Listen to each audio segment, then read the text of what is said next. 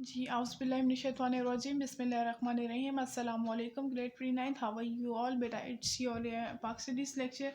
تو آج کا جو ہمارا ٹاپک ہے وہ ہندوستان میں مسلمانوں کی معاشی محرومی ہے۔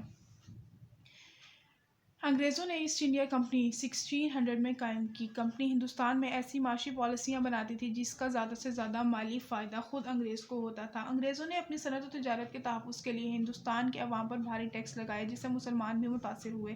انگریزوں نے مسلمانوں کو ان تمام عہدوں سے ہٹا دیا اور ان کے آباء و اجداد کے دور سے ان کے پاس چلے آ رہے تھے، یعنی کہ تمام عہدے جو ان کے آباء و اجداد سے ان کے پاس چلے آتے ہیں ان کو ہٹا دیا۔ مسلمانوں کو نئے عہدوں سے بھی محروم رکھا۔ اس طرح مسلمان معاشی طور پر بدحالی کا شکار ہو گئے۔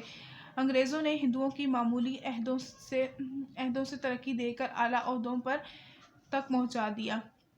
انگریزوں نے مسلمانوں کی زمینیں چھین کر دوسری اقوام کو دے دیں، مسلمانوں کو سرکاری ملازمتوں سے نکال دیا اور ان پر آئندہ کے لیے سرکاری ملازمتوں کا حصول مشکل بنا دیا۔ انگریزوں کے دور میں بنگال میں امن و امان کی خرابی کے سبب کے باعث مناسب زراعت نہ ہونے سے اجناس کی قلت ہو گئی۔ ان علاقوں میں موجودہ زرعی صنعتی ذرائع ناپید ہو گئے۔ بنگال میں ریشم، سوت اور دیگر تاجر دوسرے شہروں کی طرف چلے گئے۔ تجارتی مال کی نقل و حمل پر جگہ جگہ محصور یعنی ٹیکس دینے سے مال کی قیمت بہت زیادہ بڑھ گئی، جو خریداروں کی قوت خرید سے کہیں زیادہ تھی۔ اس سے تجارت بھی متاثر ہوئی۔ اس طرح دوسری اقوام کے ساتھ ساتھ مسلمانوں کو بھی بہت نقصان اٹھانے پڑے۔ ایسٹ انڈیا کمپنی کے نئے ٹیکسوں کے باعث کسانوں پر محصول یعنی ٹیکس کی شرح بڑھ گئی۔ اس طرح انگریزوں کے ہاتھ مقامی زراعت کو نقصان پہنچا۔ اس کے بعد جو ہے علامہ اقبال اور قائد اعظم کے ارشادات ہیں، لیکن آج صرف ہم علامہ اقبال کے کریں گے۔ تو سٹارٹ کرتے ہیں علامہ اقبال کے ارشادات، نظریہ پاکستان کی وضاحت۔ علامہ اقبال اور قائد اعظم کے ارشادات کی روشنی میں نظریہ پاکستان کی وضاحت ذیل میں کی گئی ہے۔ نظریہ پاکستان اور علامہ محمد اقبال۔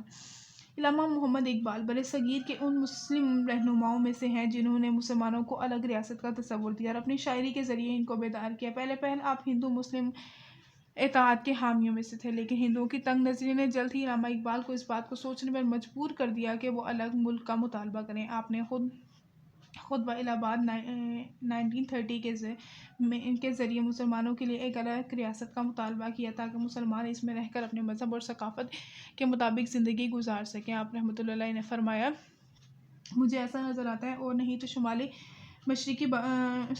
نہیں تو شمالی مغربی ہندوستان کے مسلمانوں کو بالآخر ایک اسلامی ریاست قائم کرنا پڑے گی۔ اگر ہم چاہتے ہیں کہ اس ملک میں اسلام بحیثیت مدنی قوت زندہ رہے تو اس کے لیے ضروری ہے کہ ایک مخصوص علاقے میں اپنی مرکزیت قائم رکھیں۔ میں ہندوستان میں اسلام کی فلاح بہبود کے خیال سے ایک منظم اور اسلامی ریاست کے قیام کا مطالبہ کر رہا ہوں۔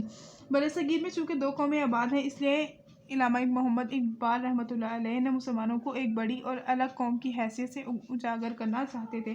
وہ سمجھتے تھے کہ سیاسی اور سماجی معاشی تحفظ کے لیے ضروری ہے کہ ان کے لیے الگ ریاست ہو۔ اسی کے ساتھ مزید ارشادات ہیں قائد اعظم کے، لیکن وہ ہم انشاءاللہ نیکسٹ لیکچر میں پڑھیں گے۔ آج کا ہمارا ٹاپک صرف یہیں تک کا تھا۔ اپنا بہت زیادہ خیال رکھیے گا۔ اللہ حافظ۔ انشاءاللہ پھر ملتے ہیں اپنے نیکسٹ لیکچر میں۔